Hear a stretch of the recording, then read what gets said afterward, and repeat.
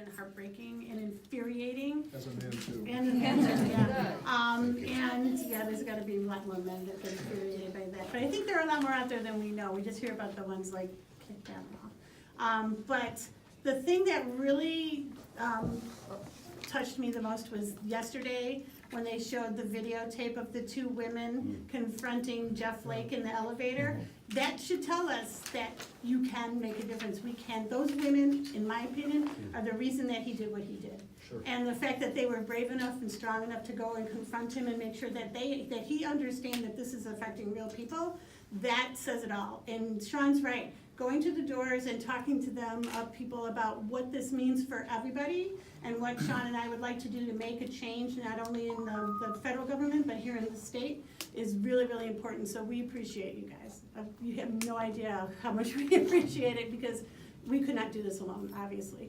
My district is big, not anywhere near Sean's district, but obviously the more people we have doing this, the better, and the more we're gonna get done. And I don't know how many doors you guys have hit or what, but the more and more people I talk to out there, the more and more it looks like there really is going to be a wave in this state, across the country, but in this state too.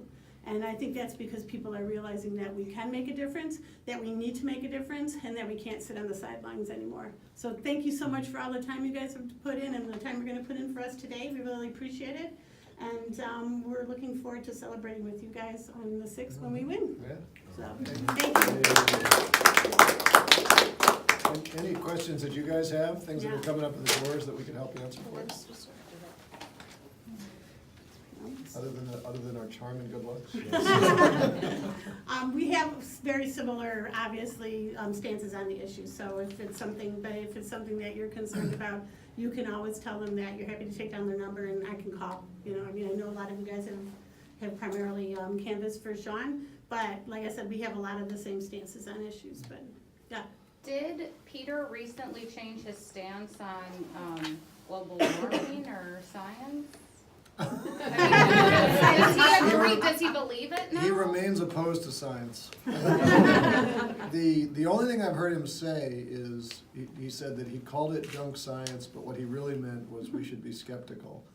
And, you know, at the end of the day, I really don't care whether or not Peter believes that the earth is round, or that gravity is real, or that climate change happens. This is not a belief issue, right? Mm-hmm. But, you know, name me anything, tell me what Peter stands for objectively, and I'll tell you whether or not I disagree with you.